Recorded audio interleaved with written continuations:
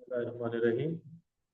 Student, आज हम लोग पढ़ेंगे डायफ्रैक्शन ग्रेटिंग। तो डायफ्रैक्शन ग्रेटिंग क्या है? देखिए, लिखा हुआ है कि it is a specially design transparent glass plate which is used to study diffraction phenomena. ये एक ट्रांसपेरेंट ग्लास प्लेट है जिसको हम लोग इस्तेमाल करते हैं डायफ्रैक्शन के फिनोमेना को स्टडी करने के लिए। तो देखिए, मैंने यहाँ पे एक इमेज डाउनलोड की है, इसको देख लेते हैं। ये देखिए, डायफ्रैक्शन ग्रेटिंग एक वो है, इमेज है। तो देखिए यहाँ पे क्या है कि ये एक प्लास्टिक है या गिलास है। ये नीचे जो है प्लास्टिक है या गिलास है, लेकिन इसके ऊपर हम लोगों ने लाइनें लगाई हुई है। हो सकता है डायमंड से लाइनें लगाई हुई हो। तो आप लोगों ने तो पढ़ा है कि प्लास्टिक या गिलास जो है वो ट्रांसपेरेंट होता है, लेकिन जहाँ पे हम लोग लाइनें लगाएंगे वो ओपेक हो जाएगा, वहां से रोशनी पास नहीं हो सकेगी। तो यहाँ पे देखिए, जो ब्लैक ब्लैक कलर्स के नजर आ रहे हैं, यहाँ पे हम लोगों ने एक तरह से लाइनें लगाई, तो वो ओपेक हो गई। लेकिन जो दो ब्लैक लाइंस है उनके दरम्यान में जो रीजन रीजन है वो जो है ट्रांसपेरेंट है। तो वो क्या किस तरह बिहेव करेगा? वो एज अ स्लिट के तौर पर बिहेव करेगा। किस के तौर पर बिहेव करेगा? स्लिट के तौर पर। तो अभी देखिए, इसमें एक स्लिट नहीं है, बहुत सारे स्लिट्स हैं, हजारों के हिसाब से स्लिट्स है।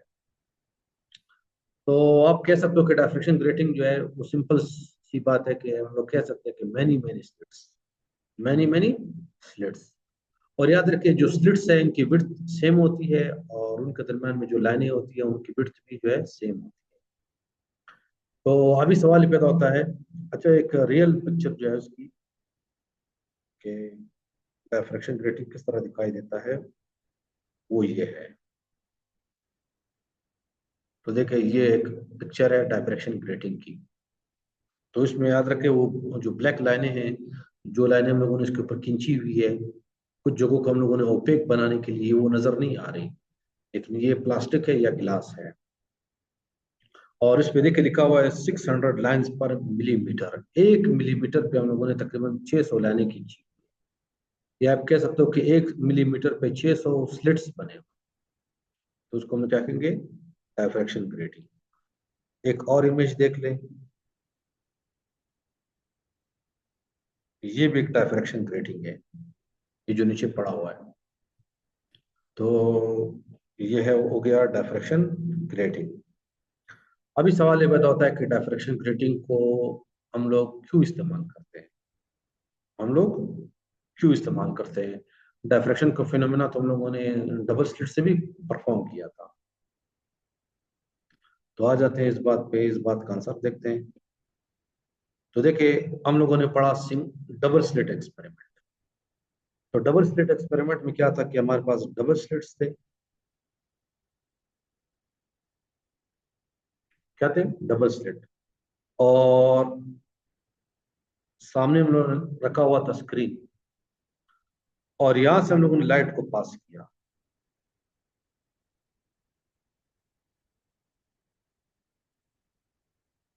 लाइट का वेवलेंथ लैम्डा है, और ये लाइट आई मोनोक्रोमेटिक लाइट, दोनों स्लिट में से पास हुई, और दोनों स्लिट में से पास होने के बाद डायफ्रैक्ट हो गई।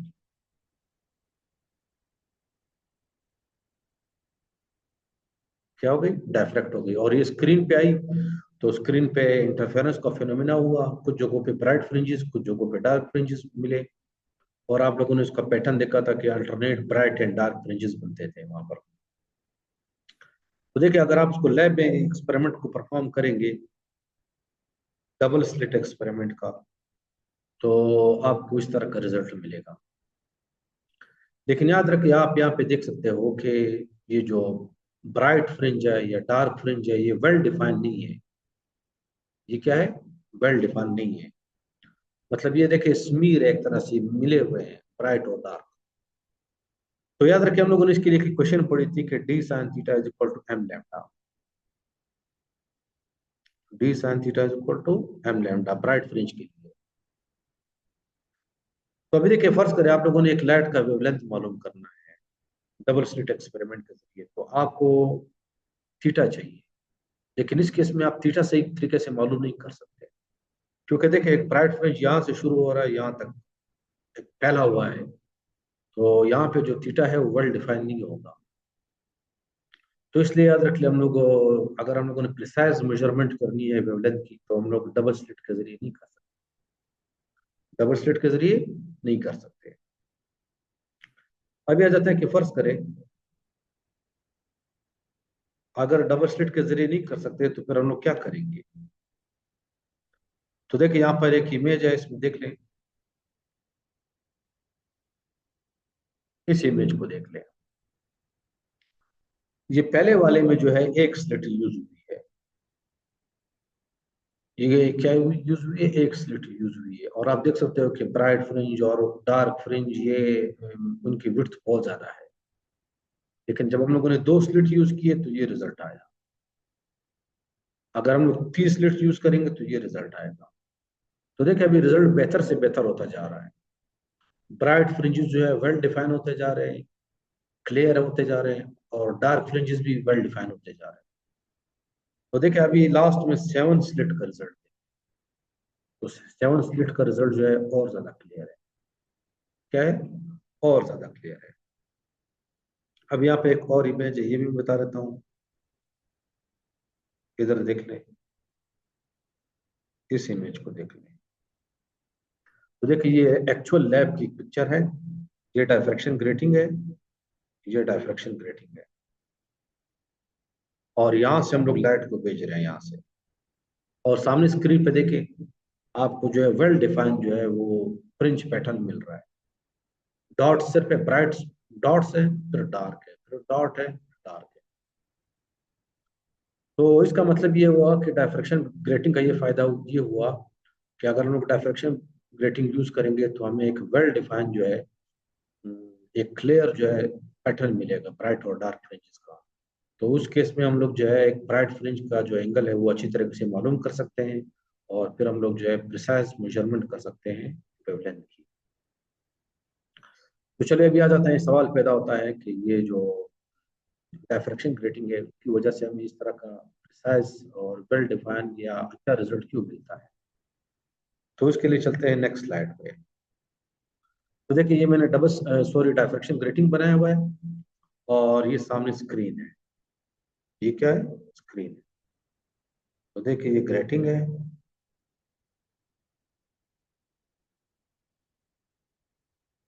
और ये स्क्रीन है, ये क्या है, स्क्रीन है। तो फर्ज करें मैं कहता हूं ये मैंने एक लैंप रखा था, और स्क्रीन पे अभी मैंने आपको एक इमेज दिखाई कि आपको alternate bright and dark fringes मिलेंगे वेल डिफाइंड। तो पहले आ जाते हैं कि फर्ज करें पी पॉइंट पे, एक पॉइंट मैंने ले लिया पी पॉइंट, ये पॉइंट पी ले लिया, और फर्ज करें यहाँ पे एक ब्राइट फ्रिंज बन रहा है। तो क्यों बन रहा है, तो आ जाते हैं कि एक बात तो ये कि हम लोग ये एंगल लेंगे, ये एंगल है थीटा, हॉरिजॉन्टल के साथ ये एंगल लेंगे थीटा।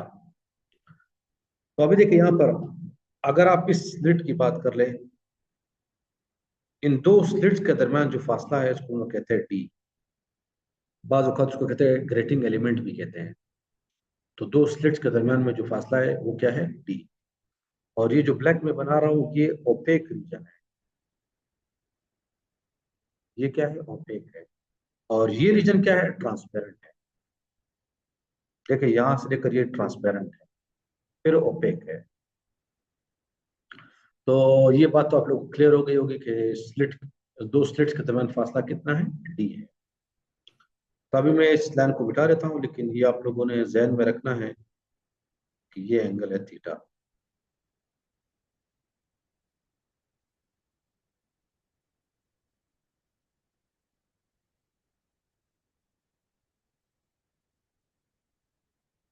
राइट। अभी देखिए फर्ज करें मैं कहता हूँ पी से करे जा रही है, इस पॉइंट से करे जा रही है, पी पे पड़ रही है, तो इस स्लिट से भी तो ये करे जाएगी, और वो भी पी पॉइंट पे पड़ेगी, वो भी पी पॉइंट पे पड़ेगी। तो अब इनके दरमियान में पार्ट डिफरेंस कितना है, तो इस पार्ट डिफरेंस को अगर आप देख लें तो ये पार्ट डिफरेंस हम लोगों ने पहले भी देखा था, ये डी साइन थीटा है। कितना है? डी साइन थीटा है, ये एंगल थीटा है। और याद रख लीजिए, ये एंगल और ये एंगल सेम होता है। ये एंगल और ये एंगल क्या होता है? सेम होता है। तो अभी देखिए, फर्ज करें मैं कहता हूँ पी एक ऐसा पॉइंट है जहाँ पे ब्राइट फ्रिंज बन रही है, और ये पार्ट डिफरेंस इतना है कि वो वन वेवलेंथ के बराबर है। कितने वेवलेंथ के बराबर है? वन वेवलेंथ के बराबर। तो अभी देखिए, इन दोनों के दरमियान में इस स्लिट से जो वेव जाएगी और इस स्लिट से जो वेव जाएगी, वो पी पे कौन सा इंटरफेरेंस है? Constructive interference. लेकिन अगर फर्ज करें मैं नीचे स्लिट पे चला जाऊं, इस वाले स्लिट पे चला जाऊं, तो ये जो पार्ट डिफरेंस होगा, ये आप देख सकते हैं, ये एक लैम्डा के बराबर नहीं होगा, टू लैम्डा के बराबर होगा। और अगर आप ये पार्ट डिफरेंस चेक कर ले तो ये थ्री लैम्डा के बराबर होगा। ये पार्ट डिफरेंस आप चेक कर ले, ये फोर लैम्डा के बराबर होगा। तो हर स्लिट से जो वेव्स निकल रही है पी पॉइंट पे पहुंच रही है, वो पी पॉइंट पे कौन सा इंटरफेरेंस करेंगी? Constructive interference. कौन सा इंटरफेरेंस करेगी? कंस्ट्रक्टिव इंटरफेरेंस करेगी। तो इसलिए याद रखिए, पी पॉइंट पे एक वेल डिफाइंड जो है एक ब्राइट फ्रिंज बनेगी। क्या बनेगी? ब्राइट फ्रिंज बनेगी। तो हम लोग कह देते हैं कि अगर पाथ डिफरेंस यहाँ पे देखिए नजर आ रहा है कि पाथ डिफरेंस, ये हम लोगों ने कैलकुलेट कर लिया, कितना आ रहा है? D sine theta. कितना आ रहा है? D sine theta. और हम लोगों ने कहा कि डी साइन थीटा अगर ये वन लैम्डा हो, तो स्क्रीन के ऊपर सेंटर से ऊपर जो है पहला फ्रिंज आपको ब्राइट फ्रिंज मिलेगा। अगर आप उससे थोड़ा सा ऊपर जाए, फिर आपको ब्राइट फ्रिंज मिलेगा। तो उसके लिए फिर क्या होगा? ये जो है डी साइन थीटा, ये टू लैम्डा के बराबर। उससे आप ऊपर जाएंगे तो ये हो जाएगा थ्री लैम्डा। उससे ऊपर जाएंगे तो फोर लैम्डा। सही। तो इसी तरह अगर आप चलते जाएं तो इसको हम लोग जर्नलाइज कर सकते हैं कि डी साइन थीटा अगर ये एम लैम्डा हो, क्या हो? एम लैम्डा हो, तो हमें जो है कंस्ट्रक्टिव इंटरफेरेंस मिलेगी, और हमें एक ब्राइट फ्रिंज मिलेगा। क्या मिलेगा? एक ब्राइट फ्रिंज मिलेगा। तो हम लोग कहते हैं कि एम की वैल्यू है 0, 1, 2, 3 एंड सो ऑन। तो चलो, ये बात तो हो गई कि ब्राइट स्पॉट क्यों बन रहा है। मैं इस बात को थोड़ा सा दोबारा रिपीट कर लेता हूँ, शायद कंफ्यूजन हो उसमें। देखिए, पॉइंट पी पे ऊपर वाले स्लिट से जो लाइट जा रही है और नीचे वाले स्लिट से जो लाइट जा रही है, उनके दरम्यान फर्स्ट करें पार्ट डिफरेंस है वन लैम्डा। तो वन और 3 नंबर जो स्लिट होगा, उनके दरम्यान जो पार्ट डिफरेंस होगा वो टू लैम्डा होगा। और 2 और 3 के दरम्यान जो पार्ट डिफरेंस होगा वो वन लैम्डा होगा। अगर फर्स्ट करिए 4 नंबर स्लिट है, तो 1 और 2 के दरम्यान जो पार्ट डिफरेंस है वन लैम्डा, 1 और 3 के दरम्यान में टू लैम्डा, 1 और 4 के दरम्यान में जो है टू लैम्डा होगा, थ्री लैम्डा होगा। और अगर हम लोग इस तरह 5 पे चले जाए तो देखिए, ये पार्ट डिफरेंस जो है हमेशा जो है one lambda, two lambda, three lambda, four lambda होता जाएगा। तो स्क्रीन पे जो है आपको तमाम स्लिट की वजह से सिर्फ कंस्ट्रक्टिव इंटरफेरेंस, स्ट्रक्टिव इंटरफेरेंस नहीं मिलेगा। वहां पे एक बिल्कुल ब्राइट स्पॉट मिलेगा। क्या मिलेगा? एक ब्राइट स्पॉट मिलेगा। तो इस तरह की याद रख लिए, एक स्लिट्स नहीं है, हजारों के हिसाब से स्लिट्स है, तो इस वजह से जो है वो स्पॉट जो है उसकी इंटेंसिटी बहुत ज्यादा होगी और बहुत शार्प वो स्पॉट होगा। अभी आ जाते हैं कि स्क्रीन पे अगर फर्ज कर ये पॉइंट नहीं है, ये कोई दूसरा पॉइंट है, ये फर्ज करें क्यू एक पॉइंट है, तो वहां पे हम लोगों ने देखा था कि ब्राइट के बाद डार्क भी आता है, तो ये डार्क क्यू होता है। तो उसकी आप इसी तरह के सिमिलर आर्गुमेंट इस्तेमाल कर सकते हैं। अगर वन से जो है रे पहुंच रही है क्यू तक, तो वो रे कुछ डिस्टेंस कवर कर रही है, लेकिन टू रे जो डिस्टेंस कवर करेगी, और थ्री जो रे डिस्टेंस कवर करेगी, फोर जो रे डिस्टेंस कवर करेगी, तो उनका अगर आप वो देख लें, ओवरऑल जो रिजल्ट देख लें, वो कुछ इस तरह से होगा कि वहां पे हमेशा डिस्ट्रक्टिव इंटरफेरेंस होगा, कंप्लीट डिस्ट्रक्टिव इंटरफेरेंस होगा, और वहां पे बिल्कुल आपको एक शार्प डार्क फ्रिंज मिलेगा। क्या मिलेगा? शार्प डार्क फ्रिंज मिलेगा। तो इसलिए याद रख लिया हम लोग डायफ्रैक्शन ग्रेटिंग को इस्तेमाल करते हैं, ताकि हम लोग जो है वेल डिफाइंड जो है एक शार्प स्पेक्ट्रम हासिल कर सकते हैं। अब याद रख लिया यहाँ पे एक कॉन्सेप्ट आता है, उसको कहते हैं ग्रेटिंग एलिमेंट।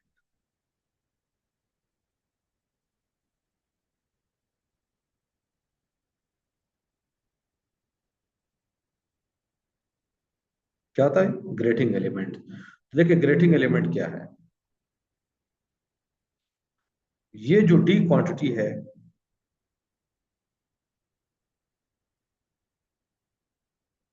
ये जो डी क्वांटिटी है इसको हम लोग कहते हैं ग्रेटिंग एलिमेंट। एक स्लिट और दूसरे स्लिट के दरमियान का फासला, इसको हम लोग कहते हैं ग्रेटिंग एलिमेंट। अभी सवाल ये पैदा होता है ग्रेटिंग एलिमेंट हम लोग किस तरह मालूम करते हैं। तो ग्रेटिंग एलिमेंट को हम लोग कहते हैं कि डी इज इक्वल टू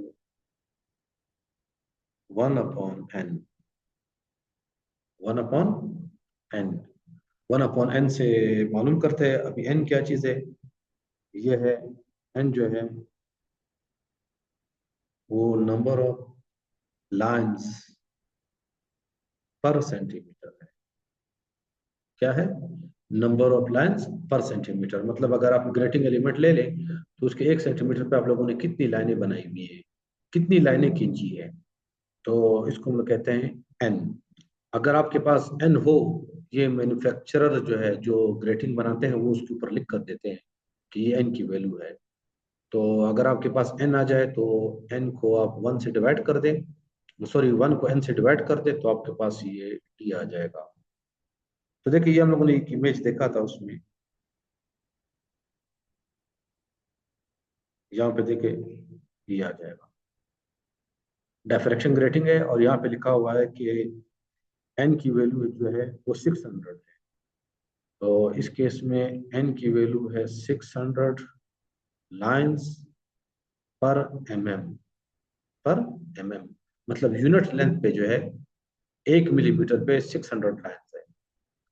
तो अगर हम लोग डी मालूम करेंगे तो डी डी को किस तरह करेंगे? 1/600, लेकिन इसका आंसर आएगा मिलीमीटर में। किसमें आएगा? मिलीमीटर में। लेकिन अगर लाइंस पर सेंटीमीटर दिया गया हो तो आप जब डी कैलकुलेट करेंगे तो वो आएगा सेंटीमीटर में। इसी तरह हो सकता है कि इस वाले में क्लियर नजर आ रहा हो आपको। सॉरी ये नहीं है।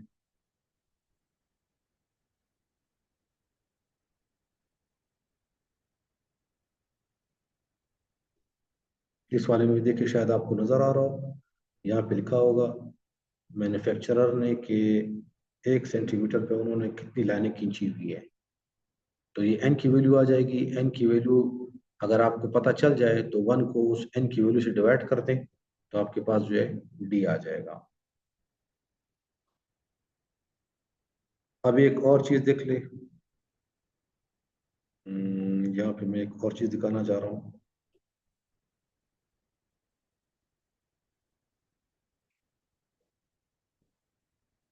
देखिए आप लोगों ने पढ़ा है कि प्रिज्म को हम लोग इस्तेमाल करते हैं लाइट की डिस्पर्जन के लिए। लाइट जो है व्हाइट लाइट को हम लोग को 7 कलर्स में तोड़ सकते हैं प्रिज्म के जरिए। लेकिन याद रख ले ये काम जो है हम लोग ग्रेटिंग के जरिए भी कर सकते हैं। तो ग्रेटिंग के जरिए किस तरह करेंगे? तो देखिए यहाँ पे एक ग्रेटिंग है, ये डिफ्रैक्शन ग्रेटिंग है, और ये हम लोगों ने यहाँ से व्हाइट लाइट इसमें से पास की। तो आप देख सकते हैं कि ये जो कलर जो है व्हाइट लाइट जो है उसके कंपोनेंट्स में बट गया। सारे कलर्स अलग अलग हो गए। लेकिन याद रखिए प्रिज्म में सिर्फ आपको एक स्पेक्ट्रम मिलेगा, यहाँ पे आपको दो मिलेंगे। सेंटर से ऊपर की तरफ भी एक मिलेगा और सेंटर से नीचे की तरफ भी मिलेगा। लेकिन जो रिजल्ट डायफ्रैक्शन ग्रेटिंग का होगा वो प्रिज्म के मुकाबले में बहुत ज्यादा बेहतर होगा। वो क्या होगा? बहुत ज्यादा बेहतर होगा। अब यहाँ पे सवाल पैदा होता है कि ये क्यों कलर्स को इस तरह अलग अलग कर रहा है। तो देखिए यंग्स डबल स्लिट एक्सपेरिमेंट में हम लोगों ने पढ़ा था कि जो ब्राइट फ्रिंज है उसकी पोजीशन का निसार वेवलेंथ पर है। किस पर है? वेवलेंथ पर है। तो देखिए हम लोगों ने पढ़ा था d sine theta is equal to m lambda. तो देखिए जब वेवलेंथ डिफरेंट होगा तो थीटा भी डिफरेंट होगा, थीटा भी डिफरेंट होगा। तो यहाँ पे भी देखिए, चूंकि ब्लू लाइट का वेवलेंथ कुछ और है, ग्रीन का कुछ और है, रेड का कुछ और है, तो ये सारे जो है लाइट जो है उनका जो स्पॉट होगा, ब्राइट स्पॉट होगा, फर्स्ट ब्राइट स्पॉट होगा, वो मुख्तलिफ एंगल्स पे बनेगा। किस पे बनेगा? मुख्तलिफ एंगल्स पे बनेगा। लेकिन जो सेंट्रल वो है, जो स्पॉट है, वो तो चूंकि सबके लिए सेम है, तो सारे कलर्स मिक्स हो गए और वापस आपको व्हाइट नजर आ रहा है। लेकिन उससे ऊपर जो कलर्स होंगे वो फिर अलग अलग होंगे अपने वेवलेंथ के मुताबिक। जिसका वेवलेंथ कम होगा वो सेंट्रल फ्रिंज के करीब बनेगा, और जितना वेवलेंथ ज्यादा होगा वो ऊपर की तरफ जाता जाएगा। तो देखिए, यहाँ से भी आपको ये बात इस बात का अंदाजा हो रहा है कि डायफ्रैक्शन ग्रेटिंग को जो है हम लोग डायफ्रैक्शन के लिए किस तरह इस्तेमाल करते हैं। आ जाते हैं, एक और इमेज देख लेता हूँ, मैंने डाउनलोड किया होगा शायद।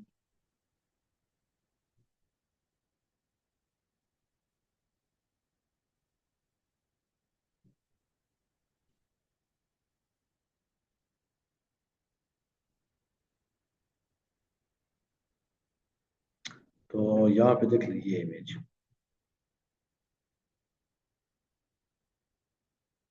इंसिडेंट वाइट लाइट है, ये ग्रेटिंग है। ये आप नहीं समझना कि ये सिंगल स्लिट है, इसको आप लोगों ने ये सिंगल स्लिट नहीं समझना, ये बाकायदा ग्रेटिंग रखा हुआ है। तो आप इसमें देख सकते हो कि ये जो जीरो ऑर्डर है तो सबके लिए एक जैसा है, सारे कलर्स मिल जाएंगे तो वापस व्हाइट बन जाएगा। लेकिन जो फर्स्ट ऑर्डर है ऊपर की तरफ भी है और नीचे की तरफ भी है। तो उम्मीद करता हूँ कि आप लोग को ये टॉपिक क्लियर हो गया होगा। मैं एक शॉर्ट समरी बता देता हूँ। डबल स्लिट एक्सपेरिमेंट में हम लोग को इंटरफेरेंस पैटर्न मिल रहा था, लेकिन जो ब्राइट और डार्क फ्रिंजेस थे वो वेल डिफाइंड नहीं थे, वो शार्प नहीं थे। तो इसलिए उनकी पोजीशन, जो एंगुलर पोजीशन है, वो मालूम करना थोड़ा सा मुश्किल था।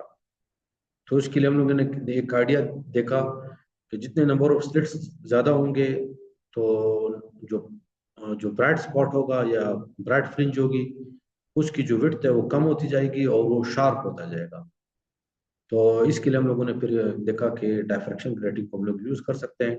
डायफ्रैक्शन ग्रेटिंग की वजह से क्या होगा कि चूंकि लाइनें उसमें हजारों के हिसाब से होंगी, तो जो ब्राइट स्पॉट है, जो ब्राइट फ्रिंज है, उसकी जो विड्थ है वो बहुत कम हो जाएगी और वो बहुत शार्प हो जाएगा।